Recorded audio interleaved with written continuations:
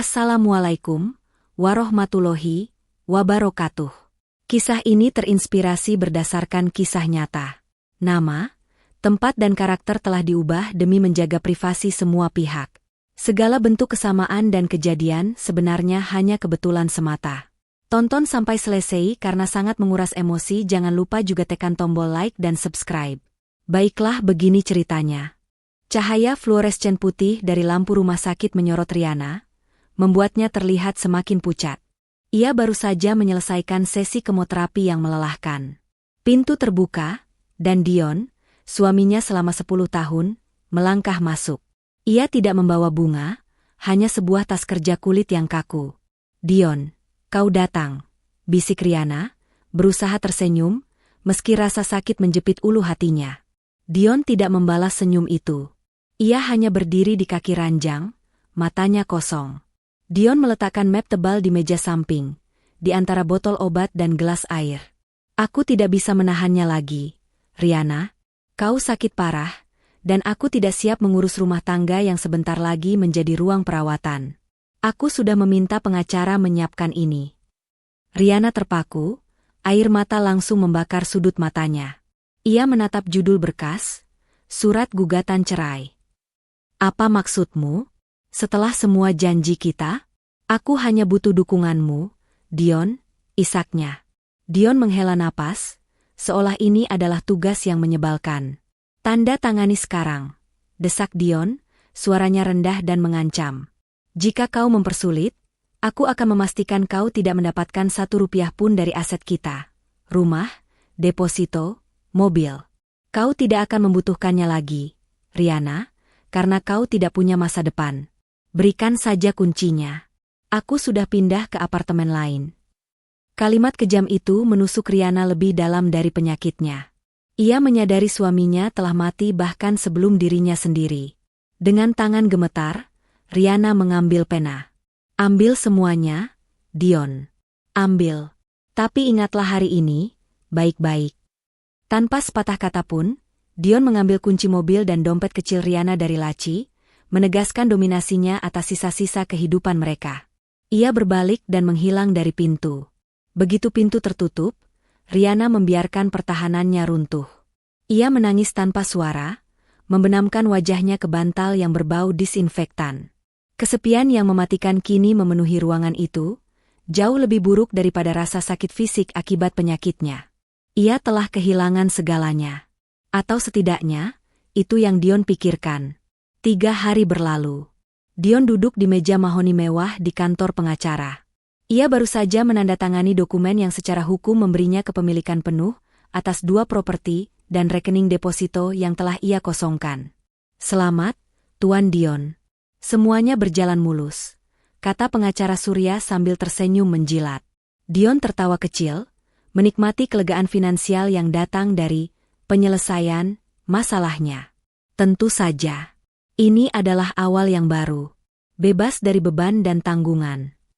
Ponsel Dion bergetar di atas meja. Dion menjawab dengan santai. "Ya, ini Dion." Suara di ujung sana adalah suara seorang wanita yang tenang dan profesional. "Tuan Dion, ini Dr. Eka dari Rumah Sakit Utama. Saya tahu Anda baru saja menyelesaikan masalah pribadi Anda dengan Nyonya Riana, tapi ada hal yang sangat mendesak dan sangat rahasia yang harus Anda ketahui mengenai aset yang baru saja Anda ambil. Anda harus datang ke sini, sekarang juga." Jantung Dion berdebar sedikit, tetapi ia cepat menepis rasa takut itu. "Jika ini tentang biaya perawatannya, kirimkan saja tagihannya kepada pengacara saya," jawab Dion dingin. "Ini bukan tentang biaya. Ini tentang hidup Anda. Datanglah," tegas Dr. Eka, dan sambungan terputus. Dengan perasaan campur aduk antara kesal dan penasaran, Dion tiba di rumah sakit. Ia langsung dipandu ke ruang konsultasi. Dr. Eka, seorang wanita parubaya dengan mata yang sangat lelah, menatapnya dengan pandangan menghakimi. Dr. Eka tidak basa-basi. Ia langsung mendorong folder medis ke arah Dion. "Ini bukan berkas Riana, Tuan Dion. Ini berkas Anda." Dion mengerutkan dahi. "Saya sehat walafiat, dokter. Apa hubungannya ini?" 3 bulan lalu, Riana memaksa Anda melakukan pemeriksaan kesehatan menyeluruh sebelum dia mengakui sakitnya. Hasilnya ada di sini. Anda menderita kardiomiopati hipertrofik genetik. Penyakit yang tidak bergejala, Tuan, tetapi mematikan. Anda membutuhkan pengobatan rutin menggunakan obat khusus yang harganya sangat fantastis. Obat ini tidak terdaftar di BPJS. Dr. Eka berhenti, membiarkan informasi itu meresap. Dion menertawakan itu, tawa yang terdengar hampa. Omong kosong macam apa ini? Saya baru lari maraton minggu lalu. 2 bulan terakhir, Riana tahu dia tidak punya waktu lagi. Tapi yang paling dia takutkan adalah Anda akan meninggal karena Anda tidak akan pernah mau menghabiskan uang untuk diri sendiri. Jelas Dr. Eka, suaranya melembut namun menusuk. Aset, deposito, saham, semua yang Anda ambil, itu adalah dana darurat yang dia kumpulkan untuk obat Anda. Atau, jika kondisinya memburuk, untuk transplantasi jantung. Dia mendivorsiasi Anda 3 hari lalu. Saat dia tahu dia akan segera pergi, agar Anda tidak lagi terikat padanya dan terpaksa menggunakan uang itu untuk menyelamatkan diri Anda sendiri. Dia tidak ingin Anda merasa bersalah karena meninggalkannya, jadi dia membuat Anda menjadi penjahat. Dion berdiri tegak. Otaknya berhenti bekerja. Kata-kata, dia membuat Anda menjadi penjahat, menggema di kepalanya. Ia mengingat bagaimana ia menuntut kunci, bagaimana ia merampas dompet wanita yang sekarat, wanita yang diam-diam mencoba memberinya kehidupan baru. Tas kerjanya terlepas dari jari-jarinya yang mati rasa, isinya tumpah ke lantai marmer, cek, surat-surat rumah. Dion mencengkeram kepalanya, suara tangisan histeris meledak dari dadanya, tangisan yang dipenuhi keserakahan dan penyesalan yang baru ia sadari. Ia ambruk, berlutut di samping berkas-berkas yang kini terasa jijik. Riana, Riana, teriak Dion, suaranya serak. Ia bangkit dan berlari keluar ruangan, tidak peduli dengan panggilan Dr. Eka. Koridor rumah sakit tampak sangat panjang. Nafasnya terengah-engah. Ia harus sampai di sana. Ia harus mengatakan padanya bahwa ia menyesal, bahwa ia mencintainya, bahwa ia akan mengembalikan semuanya. Ia harus meminta maaf atas kekejiannya. Ia harus melihat matanya sekali lagi. Ia mencapai kamar 302. Tangannya gemetar saat ia mendorong pintu hingga terbuka. Kamar itu kosong. Tempat tidurnya sudah bersih. Spray putih diganti. Bantalnya rapi. Tidak ada infus, tidak ada Riana. Hanya keheningan yang dingin. Dunia Dion berhenti berputar. Ia jatuh ke ambang pintu, lututnya tidak mampu menahan beban tubuhnya. Seorang perawat senior mendekat dengan tatapan iba. Tuan Dion? Nyonya Riana meninggal dengan tenang, 1 jam setelah panggilan telepon kami. Dia menunggu sampai Anda tahu. Dia ingin memastikan Anda aman. Perawat itu menyerahkan sebuah kotak kardus kecil yang diikat dengan pita usang. Dia meminta saya memberikan ini kepada Anda. Dia bilang itu adalah harta yang tersisa untuk Anda. Dion menerima kotak itu, kotak yang ringan dan dingin. Ia tidak bisa bicara. Tenggorokannya tercekat. Dion duduk di kursi samping tempat tidur. Ia membuka kotak itu. Di dalamnya, tidak ada uang atau berlian, hanya sebuah boneka kain kecil yang lusuh, hadiah ulang tahun pertama Riana darinya, dan sebuah amplop yang tipis. Ia membuka amplop itu, tangannya gemetar. Tulisannya Riana, sedikit miring, hasil perjuangan tangan yang lemah. Dionku, aku harus membiarkanmu membenciku agar kau bisa menerima semua itu tanpa rasa bersalah. Ambil uang itu. Jangan pernah ragu. Gunakan untuk jantungmu. Hiduplah. Hiduplah untuk kita berdua. Kenangan kita lebih berharga daripada semua uang di dunia. Maafkan aku karena menceraikanmu. Riana. Air mata Dion membasahi kertas itu. Histrinya kini menjadi ratapan pilu yang menghancurkan jiwa.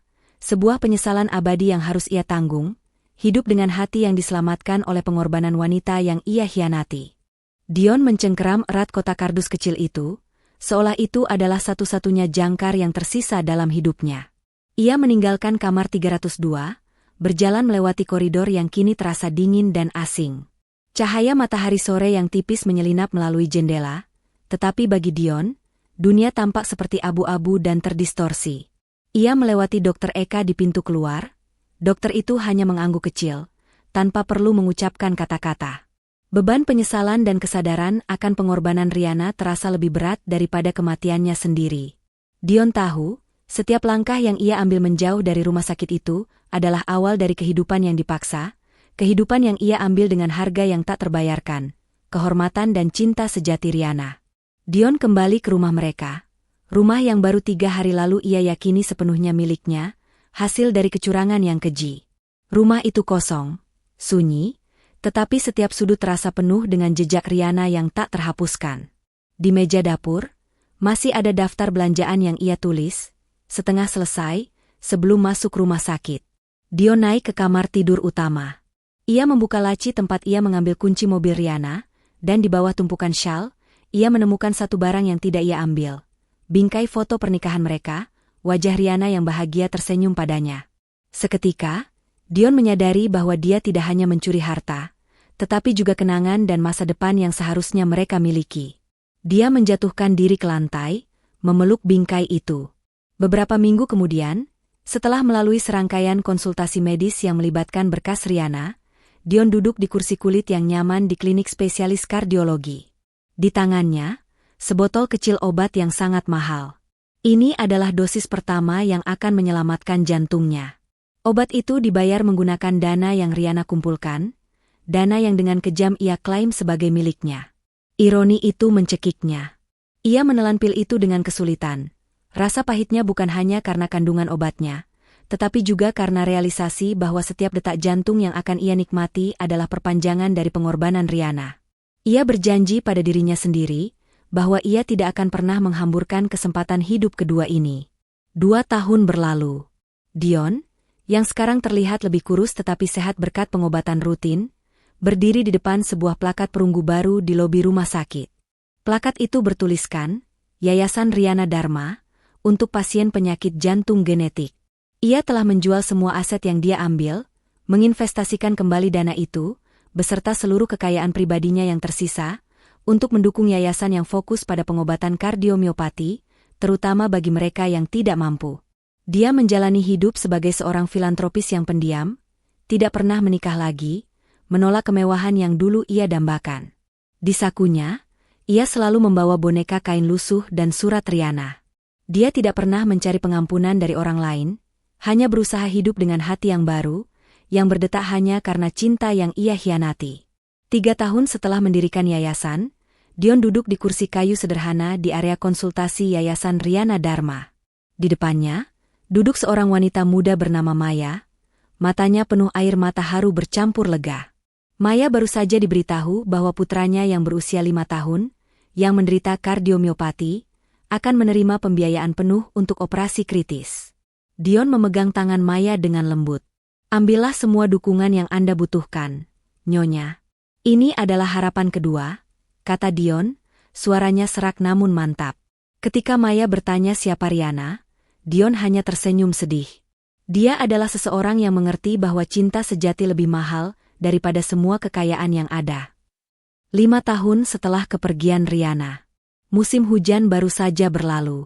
Dion berdiri di depan makam Riana yang ditutupi oleh rumput hijau terawat. Dia meletakkan seikat bunga sedap malam, bunga kesukaan Riana. Kita sudah menyelamatkan 50 anak tahun ini, Riana. Jantungku berdetak dengan benar. Tahu? Bukan karena obatnya, tapi karena hutang budi ini. Aku tidak pernah membelikanmu berlian, tapi aku membangunkanmu sebuah katedral cinta dari semua penyesalanku. Aku harap, dimanapun kau berada, kau tidak merasa sendirian lagi. Maafkan aku, Riana. Tidak akan pernah cukup, tapi aku akan terus membayar. Bisiknya, suaranya tertahan, sebelum berbalik meninggalkan makam. Waktu adalah hakim yang tidak terhindarkan. 40 tahun kemudian, Dion, yang kini berusia 75 tahun dengan rambut memutih, terbaring lemah di tempat tidurnya. Boneka kain lusuh Riana terletak di bantal di sampingnya, dan surat Riana yang rapuh diletakkan di atas dadanya. Ia telah memimpin yayasan hingga menjadi jaringan nasional, menyelamatkan ribuan nyawa. Dia telah menghabiskan semua yang dia miliki, memastikan warisan cinta Riana abadi. Ia menarik napas perlahan untuk yang terakhir kalinya. Boneka itu terasa dingin di tangannya, Tetapi hatinya terasa hangat, terbebas dari beban keserakahan masa lalu. Pada saat terakhirnya, ia membayangkan sejenak wajah Riana tersenyum. Bukan wajah yang pucat di kamar rumah sakit, tetapi wajah yang bahagia di bingkai foto pernikahan mereka. Beberapa hari setelah kepergian Dion, sebuah upacara pemakaman sederhana diadakan. Hanya sedikit orang yang hadir. Beberapa anggota Dewan Yayasan, Maya, wanita yang putranya ia bantu 37 tahun lalu, yang kini bekerja sebagai relawan, dan pengacara Surya yang kini sudah renta dan beruban. Surya, pengacara yang sama yang dulu membantu Dion merampas harta Riana, kini membacakan surat wasiat terakhir Dion di kantor yayasan yang sederhana. Dion tidak meninggalkan apapun untuk dirinya sendiri. Semua yang tersisa, termasuk rumah terakhirnya, yang merupakan rumah pernikahan mereka yang ia ubah menjadi pusat arsip yayasan, dilikuidasi dan dialihkan sepenuhnya ke Yayasan Riana Dharma. Di akhir surat wasiat, Dion menulis, "Ini adalah pengembalian terakhir, dibayar dengan hati yang telah lama berhutang." 6 bulan kemudian, di bawah kepemimpinan Dewan baru yang terinspirasi oleh dedikasi Dion, Yayasan Riana Dharma mengumumkan proyek terbesar mereka. Pembangunan Pusat Transplantasi Jantung Riana, sebuah fasilitas canggih yang dirancang untuk memberikan perawatan gratis bagi penderita kardiomiopati genetik. Maya, sekarang Direktur Operasional Yayasan, berdiri di depan sebidang tanah kosong yang luas, memegang skop perak untuk upacara peletakan batu pertama. Dana yang digunakan adalah gabungan dari seluruh aset yang diwariskan Dion dan donasi baru yang terinspirasi dari kisah pengorbanan Riana. Di spanduk besar di belakang Maya, tertera potret Riana dan Dion muda dari bingkai foto pernikahan mereka. Wajah mereka dipenuhi harapan masa lalu yang kini menjadi janji masa depan. 30 tahun kemudian, Yayasan Riana Dharma telah berkembang menjadi jaringan rumah sakit berskala internasional. Di sebuah perpustakaan arsip yayasan yang kini megah, seorang peneliti sejarah filantropi muda bernama Kenzo sedang meneliti asal-usul yayasan. Ia membuka sebuah kotak kardus kecil yang disimpan di lemari kaca, kotak yang sama yang diberikan kepada Dion 40 tahun lalu. Di dalamnya, ia menemukan boneka kain lusuh dan surat Riana yang kini sangat rapuh, yang menceritakan kebenaran tentang perceraian dan pengorbanan. Kenzo membaca surat itu perlahan. Ia terdiam, menyadari bahwa kisah di balik institusi besar ini bukanlah tentang kekayaan yang diwariskan, melainkan tentang tindakan cinta tak bersyarat yang luar biasa, tersembunyi di balik kejahatan dan penyesalan yang mendalam. Warisan Riana bukanlah yayasan itu sendiri, tetapi penebusan jiwa Dion. Kenzo, yang merasa terpanggil oleh kebenaran yang baru ia temukan, segera mengajukan permohonan audiensi darurat dengan Dewan Direksi Yayasan. Ia membawa kotak kardus kecil itu bersamanya. Di ruang rapat mewah yang dibangun Dion, Kenzo dengan hati-hati meletakkan boneka kain lusuh dan surat Riana di atas meja mahoni yang mengkilap. Maya, yang kini memegang jabatan ketua dewan, menatap benda-benda itu dengan bingung. Setelah Kenzo menceritakan kisah lengkapnya dan membacakan isi surat itu dengan suara bergetar, keheningan menyelimuti ruangan. Maya mengambil surat yang rapuh itu, air mata langsung membasahi pipinya yang keriput. Dia telah menghabiskan sebagian besar hidupnya mengagumi dedikasi Dion sebagai seorang dermawan pendiam, tetapi kini dia memahami bahwa seluruh yayasan didirikan atas fondasi cinta tak bersyarat dan penyesalan yang mendalam. Mereka semua setuju.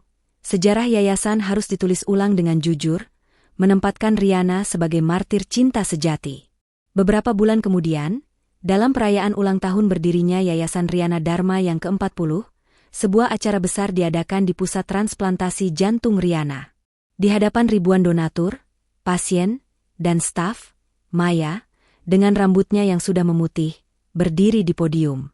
Alih-alih memuji kekayaan atau kecerdasan bisnis Dion, ia mendedikasikan seluruh pidatonya kepada Riana. Dengan suara yang jelas dan mantap, Maya menceritakan kisah perceraian yang kejam, motivasi sejati Riana, dan penyesalan yang mengubah hidup Dion. Ia mengumumkan peluncuran Beasiswa Perawat Senior, Kasih Tanpa Batas, sebuah program baru yang didanai oleh yayasan untuk mengenang perawat yang telah menjadi penghubung terakhir antara Riana dan Dion. Kisah itu, yang dulunya merupakan rahasia pribadi yang menyakitkan, kini menjadi narasi pendiri yang menginspirasi, tentang bagaimana keserakahan diatasi oleh kasih yang abadi. Di Pusat Transplantasi Jantung Riana yang megah, di dekat area resepsionis utama, sebuah display kecil yang elegan dipasang. Display itu berfokus pada 3 artefak, boneka kain yang sangat lusuh dan lembut, salinan surat tulisan tangan Riana yang dipindai, dan foto pernikahan Dion dan Riana, di mana keduanya tersenyum dengan penuh harapan. Di bawah display itu, sebuah plakat perunggu bertuliskan, didirikan atas kasih yang tak tergoyahkan dan harapan kedua. Kenzo, kini menjabat sebagai Direktur Sejarah dan Etika Yayasan, berdiri di sana, mengawasi. Ia melihat seorang anak muda yang baru saja menerima perawatan gratis menatap display itu dengan rasa ingin tahu. Kenzo tersenyum kecil. Kisah itu kini abadi, bukan sebagai tragedi pengkhianatan, tetapi sebagai bukti bahwa bahkan penyesalan yang paling dalam pun dapat diubah menjadi kebaikan terbesar, dan bahwa cinta, pada akhirnya, selalu menjadi kekayaan sejati. Anak muda yang menatap display itu bernama Ardi, seorang remaja berusia 16 tahun yang baru saja pulih dari operasi transplantasi. Ia menoleh ke Kenzo, matanya memancarkan rasa ingin tahu yang dalam. "Pak Kenzo, mengapa boneka kain lusuh ini lebih penting daripada semua peralatan canggih di rumah sakit ini?" tanyanya. Kenzo duduk di kursi terdekat, pandangannya lembut. "Boneka itu, Ardi, adalah pengingat bahwa yayasan ini tidak didirikan dengan uang, tetapi dengan pengorbanan dan cinta sejati. Itu adalah harta pertama Riana dan Dion, yang menjadi simbol bahwa apa yang benar-benar berharga dalam hidup kita bukanlah kekayaan yang kita kumpulkan, melainkan kasih yang kita berikan. Setiap jantung yang berdetak di sini adalah warisan dari kasih yang tak tergoyahkan itu." Ardi mengangguk perlahan, seolah beban emosional dari cerita itu kini memberinya kekuatan baru untuk menjalani hidupnya yang kedua. Jauh di ujung lobi, pengacara Surya, yang kini sangat tua dan menggunakan tongkat, berdiri diam-diam, menatap plakat perunggu baru di bawah display itu. Ia adalah salah satu dari sedikit orang yang mengetahui kekejian awal Dion secara langsung. Kerutan di wajahnya semakin dalam karena rasa malu yang ia rasakan. Ia telah menghabiskan sisa hidupnya dalam kesunyian yang kaya, tidak pernah bisa membersihkan tangannya dari transaksi keji 3 hari itu. Ia tidak pernah mendekati yayasan, tetapi hari ini, ia dipaksa oleh keinginannya yang terakhir. Setelah beberapa menit, ia meninggalkan sebuah amplop kecil yang tebal di meja informasi dan bergegas pergi, tanpa berbicara dengan siapapun. Amplop itu berisi cek donasi terbesar yang pernah diberikan Surya, sebuah penebusan finansial yang datang terlambat. Beberapa bulan kemudian, di ruang rapat Dewan Direksi, Maya memimpin rapat perencanaan strategis untuk tahun anggaran baru. Ruangan itu sunyi, dihiasi dengan bingkai foto Riana dan Dion. Ketika perdebatan sengit muncul mengenai alokasi anggaran, apakah akan berinvestasi pada teknologi paling mahal atau memprioritaskan pasien yang paling membutuhkan tetapi sulit dijangkau, Maya menghentikan perdebatan itu. Ia mengambil surat Riana yang asli, kini disimpan dalam kotak kaca pelindung, dan membacakan kembali bagian, "Kenangan kita lebih berharga daripada semua uang di dunia. Maafkan aku karena menceraikanmu." Maya mendongak. "Kita tidak akan pernah lupa mengapa yayasan ini didirikan. Kita tidak mencari keuntungan atau kemewahan. Kita mencari kasih. Prioritaskan mereka yang tidak mampu. Itu adalah janji yang kita bayarkan kepada Riana." Suara Riana, yang ditulis bertahun-tahun lalu, terus membimbing misi abadi Yayasan Dharma. 10 tahun berlalu sejak transplantasinya. Ardi, yang kini mengenakan jas dokter muda yang rapi, baru saja menyelesaikan operasi jantung pertamanya di pusat transplantasi jantung Riana.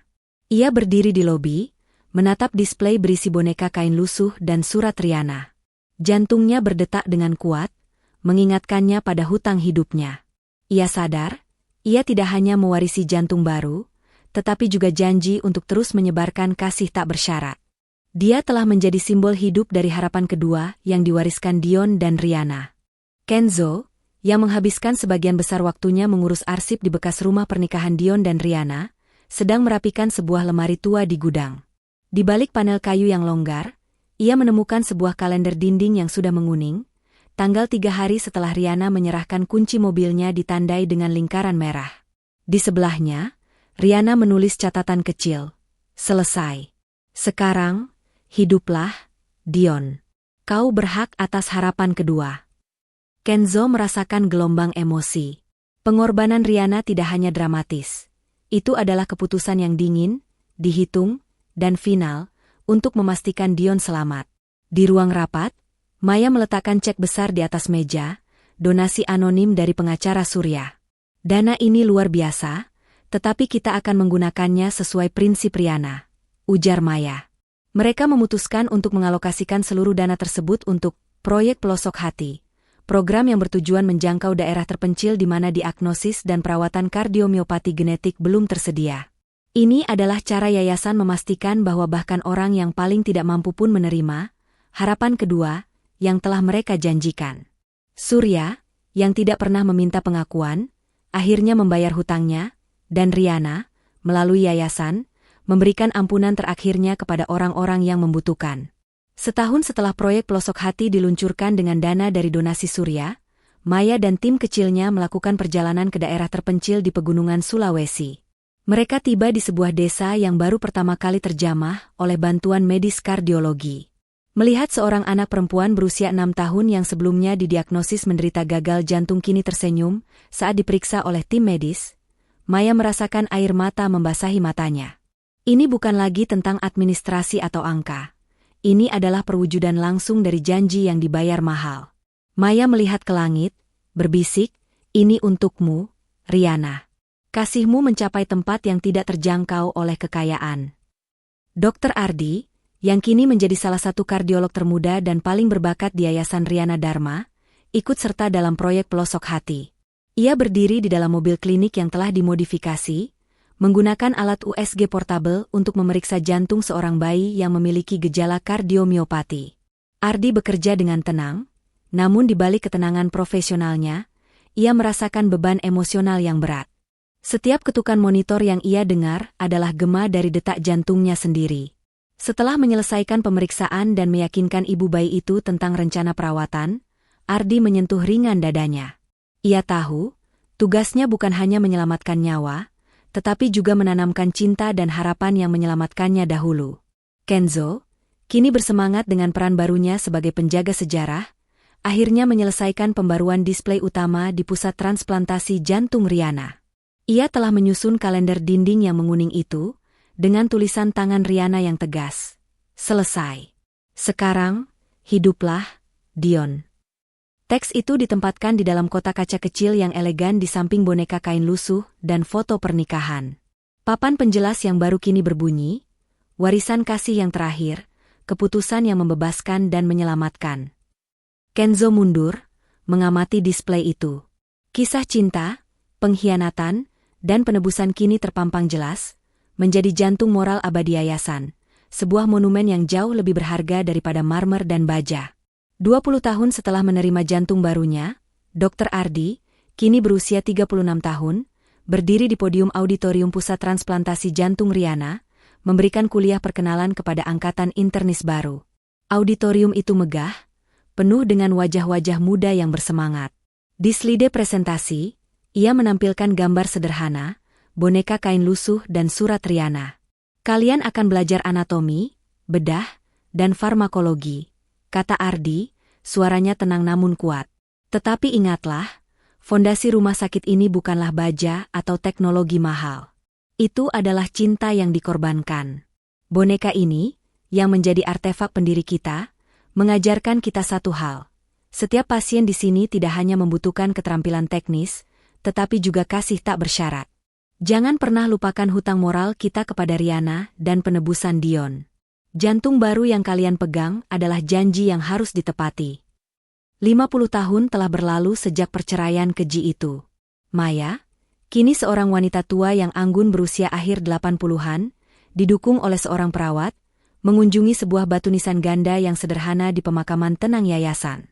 Plakat itu bertuliskan nama Riana dan Dion, berdampingan. Dia meletakkan seikat sedap malam. "Dion, kau membayar hutangmu sampai tetes darah terakhir. Dan Riana, kasihmu telah melampaui kematian," bisiknya. Langit biru cerah, kontras dengan tragedi yang melahirkan tempat itu. Maya tahu, penebusan Dion sudah selesai, dan kini, hati kedua pendiri yayasan itu beristirahat bersama dalam warisan kebaikan yang tak terhingga. Di Jenewa, Swiss, dalam konferensi sejarah filantropi global, Kenzo, yang kini menjadi otoritas terkemuka dalam etika sejarah, berdiri di depan ratusan akademisi.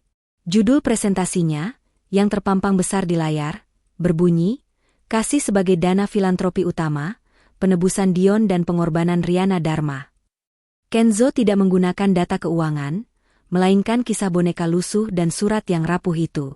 Ketika ia menyimpulkan, Yayasan Riana Dharma mengajarkan kita bahwa kekayaan sejati bukanlah yang kita kumpulkan, melainkan yang kita korbankan. Tepuk tangan bergemuruh. Kisah pengkhianatan yang berubah menjadi pengampunan abadi itu, kini diakui sebagai salah satu studi kasus kemanusiaan terbesar di dunia.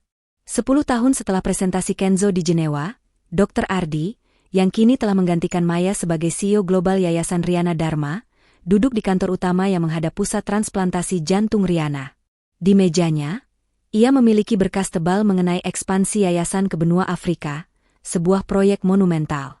Kenzo, yang kini menjabat sebagai penasihat senior, dengan hati-hati meletakkan sebuah pena emas tua yang elegan di atas berkas itu.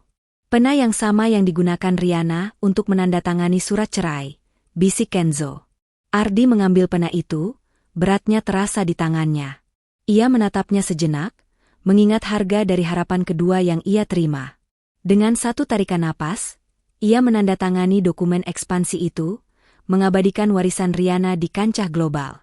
Kenzo, yang menghabiskan sebagian besar waktunya mengurus arsip di bekas rumah pernikahan Dion dan Riana, sedang merapikan sebuah lemari tua di gudang. Di balik panel kayu yang longgar, ia menemukan sebuah kalender dinding yang sudah menguning, tanggal 3 hari setelah Riana menyerahkan kunci mobilnya ditandai dengan lingkaran merah. Di sebelahnya, Riana menulis catatan kecil. Selesai. Sekarang, hiduplah, Dion. Kau berhak atas harapan kedua. Kenzo merasakan gelombang emosi. Pengorbanan Riana tidak hanya dramatis. Itu adalah keputusan yang dingin, dihitung, dan final, untuk memastikan Dion selamat. Di ruang rapat, Maya meletakkan cek besar di atas meja, donasi anonim dari pengacara Surya. Dana ini luar biasa, tetapi kita akan menggunakannya sesuai prinsip Riana, ujar Maya. Mereka memutuskan untuk mengalokasikan seluruh dana tersebut untuk proyek pelosok hati, program yang bertujuan menjangkau daerah terpencil di mana diagnosis dan perawatan kardiomiopati genetik belum tersedia. Ini adalah cara yayasan memastikan bahwa bahkan orang yang paling tidak mampu pun menerima harapan kedua yang telah mereka janjikan. Surya, yang tidak pernah meminta pengakuan, akhirnya membayar hutangnya, dan Riana, melalui yayasan, memberikan ampunan terakhirnya kepada orang-orang yang membutuhkan. Setahun setelah proyek pelosok hati diluncurkan dengan dana dari donasi Surya, Maya dan tim kecilnya melakukan perjalanan ke daerah terpencil di pegunungan Sulawesi. Mereka tiba di sebuah desa yang baru pertama kali terjamah oleh bantuan medis kardiologi. Melihat seorang anak perempuan berusia 6 tahun yang sebelumnya didiagnosis menderita gagal jantung kini tersenyum saat diperiksa oleh tim medis, Maya merasakan air mata membasahi matanya. Ini bukan lagi tentang administrasi atau angka. Ini adalah perwujudan langsung dari janji yang dibayar mahal. Maya melihat ke langit, berbisik, "Ini untukmu, Riana. Kasihmu mencapai tempat yang tidak terjangkau oleh kekayaan." Dr. Ardi, yang kini menjadi salah satu kardiolog termuda dan paling berbakat di Yayasan Riana Dharma, ikut serta dalam proyek pelosok hati. Ia berdiri di dalam mobil klinik yang telah dimodifikasi, menggunakan alat USG portable untuk memeriksa jantung seorang bayi yang memiliki gejala kardiomiopati. Ardi bekerja dengan tenang, namun di balik ketenangan profesionalnya, ia merasakan beban emosional yang berat. Setiap ketukan monitor yang ia dengar adalah gema dari detak jantungnya sendiri. Setelah menyelesaikan pemeriksaan dan meyakinkan ibu bayi itu tentang rencana perawatan, Ardi menyentuh ringan dadanya. Ia tahu, tugasnya bukan hanya menyelamatkan nyawa, tetapi juga menanamkan cinta dan harapan yang menyelamatkannya dahulu. Kenzo, kini bersemangat dengan peran barunya sebagai penjaga sejarah, akhirnya menyelesaikan pembaruan display utama di pusat transplantasi jantung Riana. Ia telah menyusun kalender dinding yang menguning itu, dengan tulisan tangan Riana yang tegas. Selesai. Sekarang, hiduplah, Dion. Teks itu ditempatkan di dalam kotak kaca kecil yang elegan di samping boneka kain lusuh dan foto pernikahan. Papan penjelas yang baru kini berbunyi, warisan kasih yang terakhir, keputusan yang membebaskan dan menyelamatkan. Kenzo mundur, mengamati display itu. Kisah cinta, pengkhianatan, dan penebusan kini terpampang jelas, menjadi jantung moral abadi yayasan, sebuah monumen yang jauh lebih berharga daripada marmer dan baja. 20 tahun setelah menerima jantung barunya, Dr. Ardi, kini berusia 36 tahun, berdiri di podium auditorium Pusat Transplantasi Jantung Riana, memberikan kuliah perkenalan kepada angkatan internis baru. Auditorium itu megah, penuh dengan wajah-wajah muda yang bersemangat. Di slide presentasi, ia menampilkan gambar sederhana, boneka kain lusuh dan surat Riana. Kalian akan belajar anatomi, bedah, dan farmakologi, kata Ardi, suaranya tenang namun kuat. Tetapi ingatlah, fondasi rumah sakit ini bukanlah baja atau teknologi mahal. Itu adalah cinta yang dikorbankan. Boneka ini, yang menjadi artefak pendiri kita, mengajarkan kita satu hal. Setiap pasien di sini tidak hanya membutuhkan keterampilan teknis, tetapi juga kasih tak bersyarat. Jangan pernah lupakan hutang moral kita kepada Riana dan penebusan Dion. Jantung baru yang kalian pegang adalah janji yang harus ditepati. 50 tahun telah berlalu sejak perceraian keji itu. Maya, kini seorang wanita tua yang anggun berusia akhir 80-an, didukung oleh seorang perawat, mengunjungi sebuah batu nisan ganda yang sederhana di pemakaman tenang yayasan. Plakat itu bertuliskan nama Riana dan Dion, berdampingan. Dia meletakkan seikat sedap malam. Dion, kau membayar hutangmu sampai tetes darah terakhir. Dan Riana, kasihmu telah melampaui kematian, bisiknya. Langit biru cerah, kontras dengan tragedi yang melahirkan tempat itu. Maya tahu, penebusan Dion sudah selesai, dan kini, hati kedua pendiri yayasan itu beristirahat bersama dalam warisan kebaikan yang tak terhingga. Di Jenewa, Swiss, dalam konferensi sejarah filantropi global, Kenzo, yang kini menjadi otoritas terkemuka dalam etika sejarah, berdiri di depan ratusan akademisi. Judul presentasinya, yang terpampang besar di layar, berbunyi, Kasih sebagai dana filantropi utama, penebusan Dion dan pengorbanan Riana Dharma. Kenzo tidak menggunakan data keuangan, melainkan kisah boneka lusuh dan surat yang rapuh itu. Ketika ia menyimpulkan, Yayasan Riana Dharma mengajarkan kita bahwa kekayaan sejati bukanlah yang kita kumpulkan, melainkan yang kita korbankan. Tepuk tangan bergemuruh. Kisah pengkhianatan yang berubah menjadi pengampunan abadi itu, kini diakui sebagai salah satu studi kasus kemanusiaan terbesar di dunia.